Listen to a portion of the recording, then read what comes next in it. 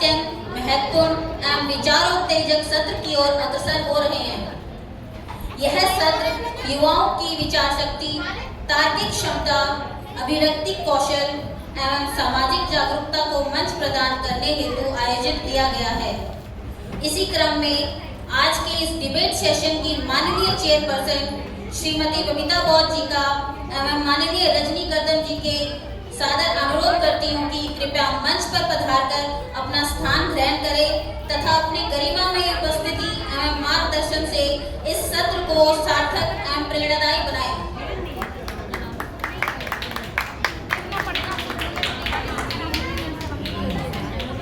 हमें पूर्ण विश्वास है कि आपके अनुभव, विचार एवं नेतृत्व इस विचार वाद विवाद को सत्र की नई दिशा प्रदान करेगा तथा प्रतिभागियों का उत्साहवर्धन करेगा।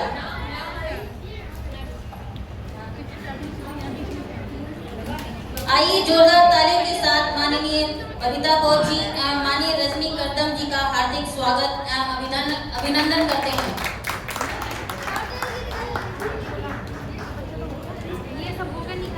हम अपने महत्वपूर्ण सत्र dynamic youth dialogue debate for democratic and social transformation की ओर बढ़ रहे हैं। यह सत्र युवाओं में तार्किक चिंतन, लोकतांत्रिक मूल्यों, विवाद कौशल एवं सामाजिक उत्तरदायित्व को विकसित करने के उद्देश्य से आयोजित किया गया है।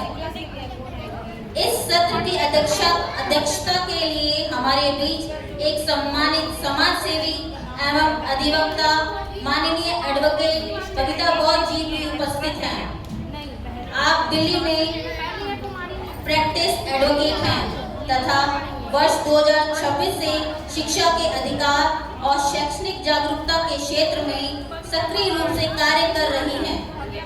विशेष रूप से EWS, DG admission, SOSE, CM Shri school तथा श्रेष्ठा स्कीम के अंतर्गत प्रवेश संबंधी मामलों में आप विशेषज्ञ हैं। आपके प्रयासों से अब तक लगभग 1000 बच्चों का देश के प्रतिष्ठित विद्यालयों में निःशुल्क प्रवेश प्राप्त हुआ है। जोरदार तालियां मैम के लिए। आप हमारे महान पुरुषों के विचारों, मूल्यों एवं आदर्शों को समाज तथा पहचानों तथा शिक्षा और सामाजिक जागरूकता के माध्यम से सकारात्मक परिवर्तन लाने के लिए निरंतर कार्यरत हैं। माइंड फाउंडेशन के उद्देश्य को आगे बढ़ाने में भी आपका महत्वपूर्ण योगदान, प्रेरणादायी और अनुकरणीय योगदान है। आपका अनुभव, मार्गदर्शन एवं नेतृत्व निर्माण के प्रति आपका समर्पण अनेकों महिलाओं, युवाओं और सामाजिक कार्यकर्ताओं के लिए प्रेरणा स्रोत है। हमें विश्वास है कि आपकी अध्यक्षता में यह सत्र प्रतिभागियों के लिए ज्ञानवर्धक और प्रेरणादायी सिद्ध होगा। यह सत्र अध्यक्षता करने के लिए एडवोकेट बबीता बौद्ध जी का हार्दिक स्वागत एवं अभिनंदन करती हूँ। आप मंच पर अपना स्थान ग्रहण करें। अब मैं मिस रजनी गर्दन से अनुरोध करती हूँ कृपया मंच पर पधारे एवं डिबेट सेशन के विस्तृत परिचय के साथ इनके विषयों एवं गतिविधियों के बारे में उपस्थित साथियों को विस्तार पूर्वक अवगत कराएं। मिस रजनी गर्दन।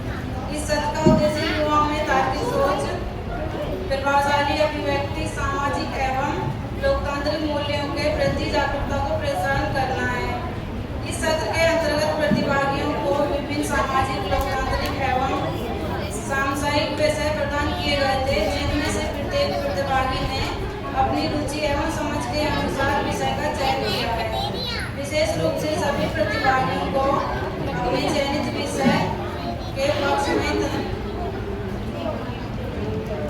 एवं विपक्ष दोनों पक्षों की तैयारी करने हेतु निर्देश दिया गया था। सत्र के दौरान माननीय चेयरपर्सन मैडम द्वारा निर्धारित किया जाएगा कि प्रतिभागी अपने विषय के पक्ष में अपने विचार प्रस्तुत करेंगे अथवा विपक्ष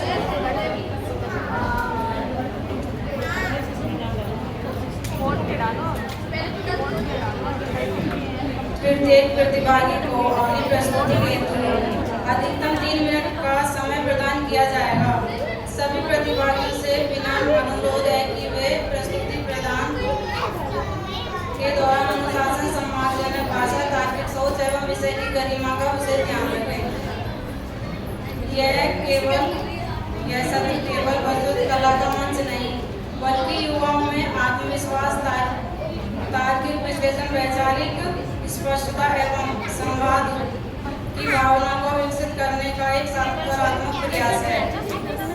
हमें पूर्ण विश्वास है कि आज सभी प्रस्तुतियां हम सभी को नई सकारात्मक दृष्टिकोण एवं सार्थक संवाद की प्रेरणा प्रदान करेगी।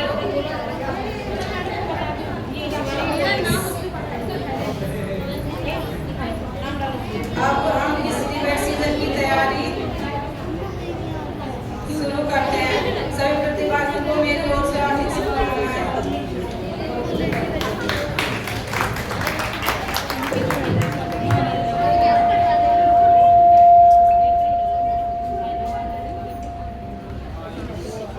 धन्यवाद miss Rajni Kardam ji.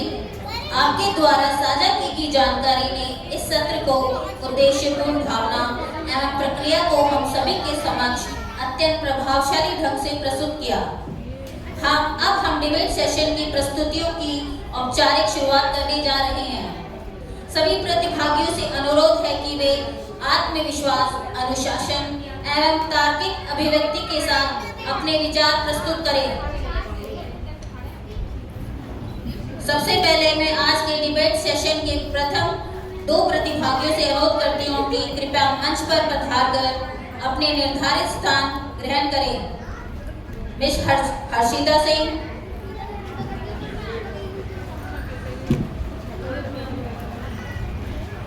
And mister Manjeet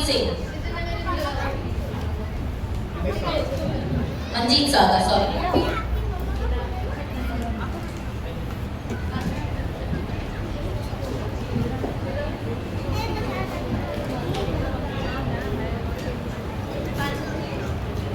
अब मैं आमंत्रित करती हूँ मंजीत सागर को, जो अपने चयनित विषय success is more important then happiness पर अपने विचार प्रस्तुत करेंगे।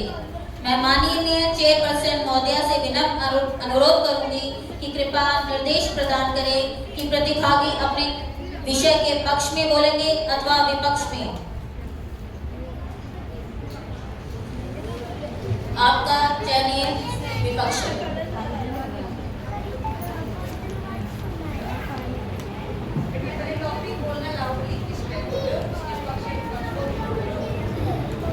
जय हिंद सभी को। आज मैं success is more important then happiness topic पर अगेंस्ट द मोशन मैं बोलने के लिए यहाँ पे आप सभी के सामने प्रस्तुत हुआ हूँ।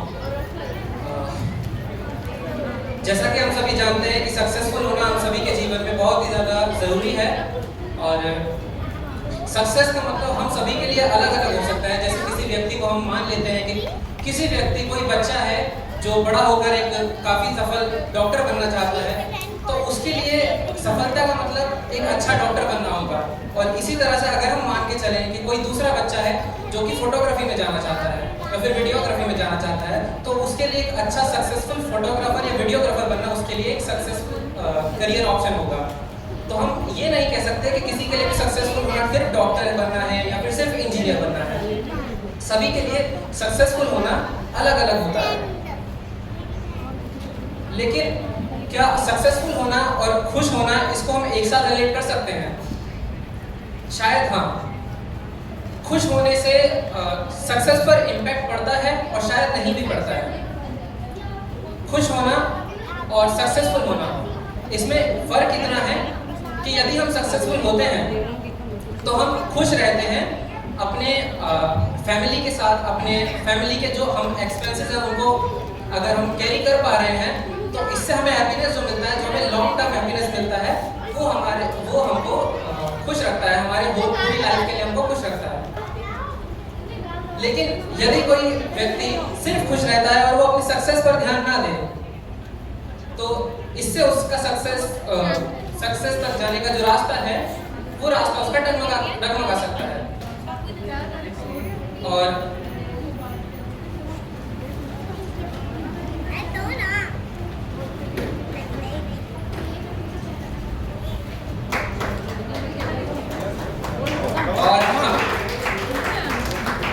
हम कह सकते हैं जैसे कोई व्यक्ति सिर्फ खुश रहता है, वो अपनी सक्सेस को ना देखकर अपने लाइफ में सिर्फ खुश रहने का कोशिश करता है, तो जरूरी नहीं है कि उसके लिए सक्सेस ज्यादा इंपॉर्टेंट हो सकता है उसके लिए खुश रहना ज्यादा जरूरी है, क्योंकि अगर कोई व्यक्ति अपनी खुशी को मारकर अपनी सक्सेस की तरफ दौड़ लगाए तो वह व्यक्ति डिप्रेशन में जा सकता है या फिर बोल सकते हैं कि एंजाइटी का शिकार हो सकता है। और जो व्यक्ति एंजाइटी का शिकार हो सकता है वो कभी खुश नहीं रह सकता, तो इसलिए हो सकता है वो व्यक्ति अपनी सक्सेस को छोड़कर पहले हैप्पीनेस को चूज करे।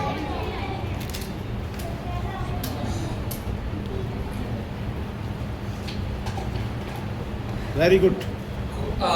मान के चलिए जैसे कोई व्यक्ति है जो अपनी फैमिली के साथ काफी खुश रहता है, मान सकते हैं कि वह व्यक्ति ज्यादा नहीं कमा पा रहा है, अगर वो अपनी फैमिली को चला रहा है, अपनी फैमिली के साथ अपनी लाइफ को कंटिन्यू कर रहा है, यदि उसकी फैमिली खुश है तो उसको जो उसने सोचा था सक्सेस के बारे में, उसे उस सक्सेस तक पहुंचने की कोई जरूरत नहीं है। अगर वो अपनी फैमिली के साथ अपने नॉर्मल लाइफ में भी खुश है तो उसे उस सक्सेस को अचीव करने के लिए कोई ज्यादा मेहनत करने की जरूरत नहीं है। धन्यवाद। Thank you. Take your seat please. Take your seat please. धन्यवाद मंजीत सागर, आपकी तार्किक अभिव्यक्ति सराहनीय रही। युवाओं के विचार वास्तव में प्रेरणादायी हैं। ताली नहीं, ये हौसलों का उड़ान है। हर प्रस्तुति का यही तो इनाम है। ताली नहीं, ये हौसलों का सम्मान है। हर प्रस्तुति का यही तो इनाम है। तालियां बजती रहनी चाहिए बच्चों के लिए। अब मैं आपसे अनुरोध करती हूँ कि कृपया ऑडियंस में आप स्थान ग्रहण करें। ओके, अब मैं आमंत्रित करती हूँ हर्षिता सिंह का, जो अपने चयनीय विषय gender equality still remains a challenge in India पर अपने विचार प्रस्तुत करेंगी।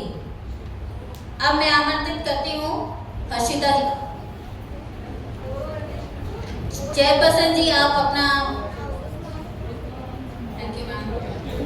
There is a request, मैं जो टॉपिक है उसके बारे में बताऊंगी, बट पहले एक क्वेश्चन है। Have you ever wondered why something as natural as equality is so difficult to achieve in India? Have you ever given it a thought? It's not because we lack laws, it's not because we lack awareness, it's not because we lack inspiring stories. Then what is it? I believe the answer lies in something far more powerful than laws: expectation. From the moment a child is born, the society begins writing a script, where girls are often taught that what they should become, boys are often told what they must never become, and those who do not fit into either the categories are often made to feel that they do not belong at all. Good morning, everyone. Today I stand before you in favor of the motion that gender equality is still a challenge in India. When we think of the term gender equality, we often think it's only about women's rights. But true gender equality is about ensuring that every individual is valued for their abilities and character rather than being judged by their gender. Yet, despite the progress we have made, challenges remain. If equality truly existed, why are girls, why are women are still being judged differently for the choices that have been celebrated in men? And if gender equality truly exists, why are boys still taught that vulnerability is weakness are still facing struggles just to have acceptance and equal opportunities. More than a century ago, Mata Savitribai Phule urged the society to awake, arise and educate, smash the traditions and liberate.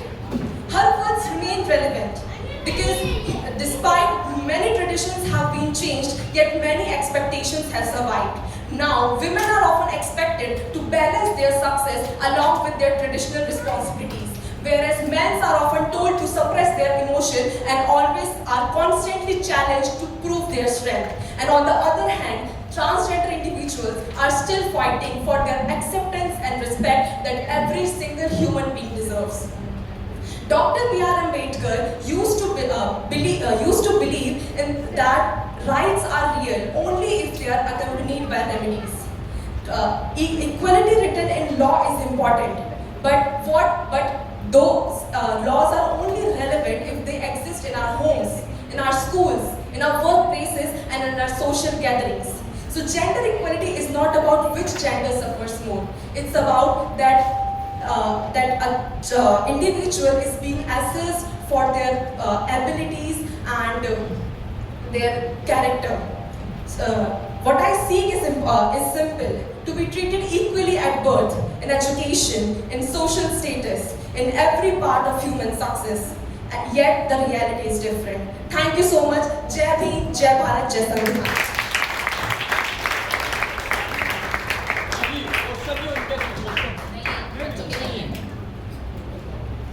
धन्यवाद हर्षिता सिंह, आपका आत्मविश्वास प्रशंसनीय है।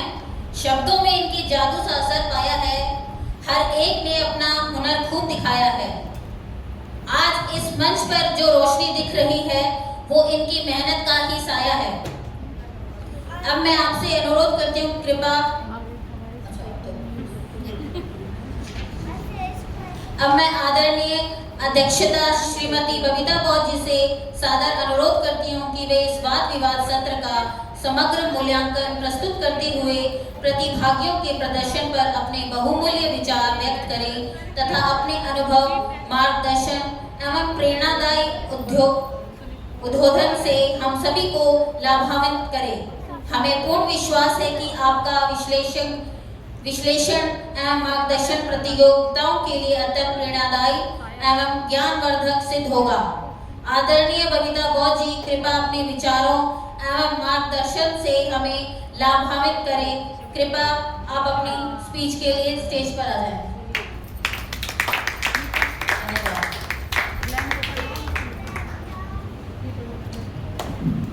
धन्यवाद संचालिका महोदया।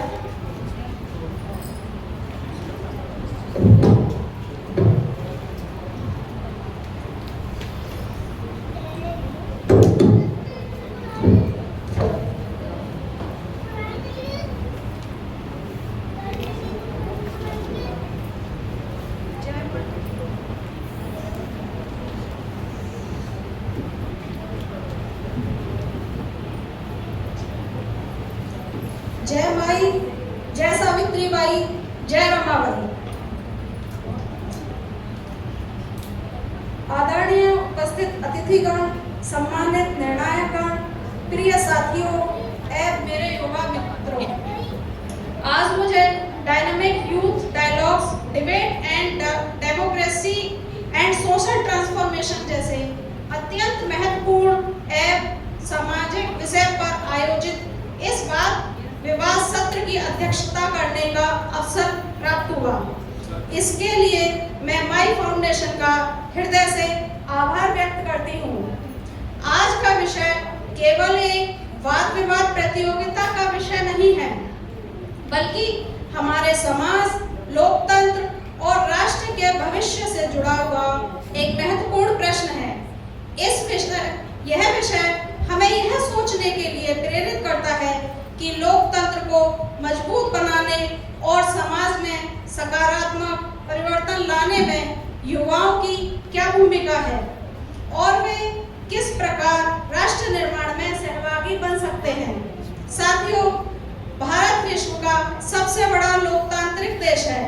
लोकतंत्र केवल चुनावों, सरकारों और राजनीति प्रक्रियाओं तक सीमित नहीं है, लोकतंत्र एक जीवन पद्धति है जो हमें समानता, स्वतंत्रता, न्याय और बंधुत्व के मूल्यों को अपनाने की प्रेरणा देता है। हमारे संविधान ने हमें अनेक अधिकार दिए हैं, लेकिन साथ ही महत्वपूर्ण जिम्मेदारियां भी सौंपी हैं।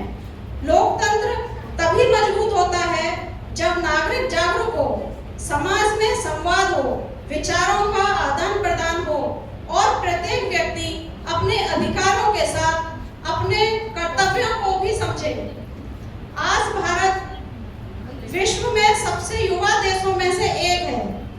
हमारे देश की विशाल युवा आबादी केवल एक सांख्यिकी तथ्य नहीं है, बल्कि राष्ट्र की सबसे बड़ी शक्ति है। इसलिए यह कहना उचित होगा कि भारत का वर्तमान भी युवाओं के हाथों में है और भविष्य भी युवाओं के हाथों में है। इतिहास गवाह है कि जब जब युवाओं ने अपनी शक्ति को पहचाना है, तब तब समाज में बड़े परिवर्तन हुए हैं। चाहे स्वतंत्रता आंदोलन हो, सामाजिक सुधार आंदोलन का इतिहास हो, शिक्षा और समानता के लिए संघर्ष हो या लोकतांत्रिक मूल्यों की रक्षा का प्रश्न हो, हर युग में युवाओं ने परिवर्तन का नेतृत्व किया है। मेरे युवा साथियों, युवा केवल एक आयु नहीं बल्कि एक विचार है। युवा ऊर्जा है, संभावना है, साहस है और परिवर्तन की प्रेरणा शक्ति है। युवा प्रश्न करता है, युवा सोचता है, युवा सीखता है और युवा भविष्य का निर्माण करता है। इसलिए लोकतंत्र को जीवित बनाए रखने के लिए युवा संवाद अत्यंत आवश्यक है। संवाद लोकतंत्र की आत्मा है। जहां संवाद समाप्त होता है, वहां लोकतंत्र कमजोर होने लगता है।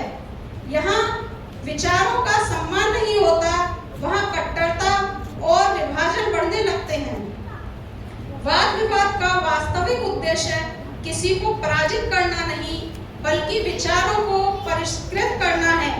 लोकतंत्र हमें यह सिखाता है कि यह असहमति रखते हुए भी एक दूसरे का सम्मान कर सकते हैं। यही एक सभ्य और परिपक्व समाज की पहचान है। आज हम डिजिटल युग में जी रहे हैं। तकनीक है, सोशल मीडिया ने हमें अभूतपूर्व अवसर प्रदान किए हैं। आज कोई भी व्यक्ति अपने विचार लाखों लोगों तक पहुंचा सकता है, लेकिन इसके साथ एक बड़ी जिम्मेदारी जुड़ी हुई है।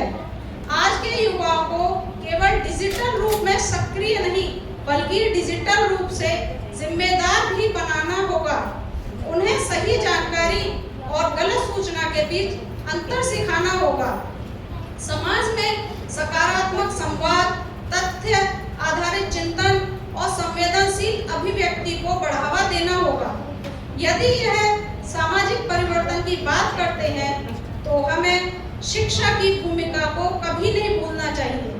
महात्मा ज्योतिबा फुले, क्रांति ज्योति सावित्रीबाई फुले, माई रमाबाई जैसे महान व्यक्तित्वों ने शिक्षा को सामाजिक परिवर्तन का सबसे शक्तिशाली माध्यम माना। उन्होंने हमें सिखाया कि शिक्षा केवल रोजगार प्राप्त करने का साधन नहीं, बल्कि मनुष्य को जागरूक, आत्मसम्मानी और सामाजिक रूप से जिम्मेदार बनाने का माध्यम है। डॉक्टर बाबा साहेब अम्बेडकर का संदेश, शिक्षित बनो, संगठित रहो, संघर्ष करो, आज भी उतना ही प्रासंगिक है जितना उनके समय में था। शिक्षा हमें सोचने की शक्ति देती है। शिक्षा हमें वैज्ञानिक दृष्टिकोण प्रदान करती है। शिक्षा हमें अंधविश्वास और भेदभाव से मुक्त करती है और शिक्षा ही हमें एक जिम्मेदार नागरिक बनाती है। साथियों, आज हमारे समाज के सामने अनेक चुनौतियां हैं। असमानताएं, बेरोजगारी, लैंगिक भेदभाव, सामाजिक विभाजन, परिवर्तनीय संकट और अवसरों की असमान उपलब्धता। इन समस्याओं का समाधान केवल सरकारों के प्रयासों से संभव नहीं है। इसके लिए समाज की सक्रिय भागीदारी आवश्यक है और इस भागीदारी का सबसे महत्वपूर्ण आधार युवा शक्ति है। जब युवा शिक्षा को अपनाता है, जब युवा संविधान को समझता है, जब युवा समाज सेवा में भाग लेता है और जब युवा लोकतांत्रिक मूल्यों की रक्षा करता है, तब समाज में वास्तविक परिवर्तन आता है। मैं विशेष रूप से माई फाउंडेशन की भूमिका का उल्लेख करना चाहती हूँ। माई फाउंडेशन केवल एक संगठन नहीं, बल्कि एक सकारात्मक सामाजिक आंदोलन है जो शिक्षा, समानता, सशक्तिकरण, नेतृत्व, विकास और सामाजिक जागरूकता के माध्यम से एक समतामूलक प्रभुत्व समाज के निर्माण के लिए कार्य कर रहा है। आज अनेक लोग अपने बच्चों के व्यक्तित्व विकास, नेतृत्व क्षमता और संवाद कौशल को विकसित करने के लिए बड़े-बड़े संसाधनों में खर्च करते हैं, लेकिन समाज का प्रत्येक बच्चा ऐसे अवसर प्राप्त नहीं कर पाता। माई फाउंडेशन ऐसा मंच तैयार करने का प्रयास कर रहा है जहां बच्चों, युवाओं, महिलाओं और समाज के प्रत्येक वर्ग को अपनी प्रतिभा विकसित करने, अपनी बात रखने का, नेतृत्व क्षमता विकास करने का अवसर मिल सके। आज के इस विषय में हम केवल भाषण या वाद विवाद नहीं कर रहे हैं, बल्कि आने वाली पीढ़ी के लिए आत्मविश्वास, नेतृत्व, तार्किक चिंतन और सामाजिक जिम्मेदारी की नींव रख रहे हैं। किसी भी समाज का भविष्य केवल सरकारों या संस्थाओं में नहीं बनता, उसका निर्माण जागरूक नागरिकों, समर्पित कार्यकर्ताओं, शिक्षकों, अभिभावकों और सकारात्मक सोच रखने वाले व्यक्तियों के सामूहिक प्रयासों से होता है। इसीलिए हम सभी की जिम्मेदारी है कि हम केवल अपने व्यक्तित्व विकास तक सीमित न रहें, बल्कि समाज में आने वाली पीढ़ी के विकास में भी योगदान दें। यदि हम चाहें कि हमारे बच्चे आत्मविश्वासी, संवेदनशील, वैज्ञानिक दृष्टिकोण वाले और नेतृत्वकारी व्यक्ति के रूप में विकसित हों, तो हमें उन्हें ऐसे अवसर और मंच उपलब्ध कराने होंगे जहां वे सीख सकें, सोच सकें, बोल सकें और समाज के साथ जुड़ सकें। मैं सभी सामाजिक कार्यकर्ताओं, शिक्षकों, अभिभावकों और जागरूक साथियों से आग्रह करती हूँ कि वे केवल दर्शक न बने, बल्कि समाज निर्माण की इस यात्रा में सक्रिय भागीदार बने। एक बच्चे को शिक्षा से जोड़ना, एक युवा को सही दिशा देना, एक महिला को नेतृत्व के लिए प्रेरित करना और समाज में सकारात्मक सोच विकसित करना, यही वास्तविक राष्ट्र निर्माण है। प्रिय प्रतिभागियों, आज आप सभी केवल प्रतियोगी नहीं हैं, आप विचारों के वाहक हैं। आप अपने समाज, अपने परिवार और अपने भविष्य की आवाज हैं। इसलिए इस मंच को केवल प्रतियोगिता न समझें, बल्कि सीखने, विचार करने और स्वयं को बेहतर बनाने का अवसर समझें। अपने विचार निर्भीकता से रखें, तथ्यों के आधार पर रखें, लेकिन साथ ही दूसरों के विचारों का सम्मान भी करें। यही लोकतांत्रिक संवाद की सबसे बड़ी पहचान है। अंत में मैं यही कहना चाहूंगी कि यदि हम एक शिक्षित, जागरूक, समानतापूर्वक और प्रभुत्व समाज का निर्माण करना चाहते हैं, तो हमें युवाओं को अवसर, मार्गदर्शन और मंच देना होगा। माई फाउंडेशन का यह प्रयास उसी दिशा में अग्रसर है। मुझे विश्वास है कि आज का यह मंच नए विचारों, नए संकल्पों और सकारात्मक सामाजिक परिवर्तन की प्रेरणा बनेगा तथा यहाँ उपस्थित सभी प्रतिभागी अपने जीवन के नेतृत्व, जिम्मेदारी और सामाजिक चेतना के नए आयाम स्थापित करेगा। इन्हीं शुभकामनाओं के साथ मैं सभी प्रतिभागियों को अपनी श्रेष्ठ प्रस्तुति के लिए शुभकामना देती हूँ। आप सभी का बहुत बहुत धन्यवाद। जय माई, जय सावित्री बाई, जय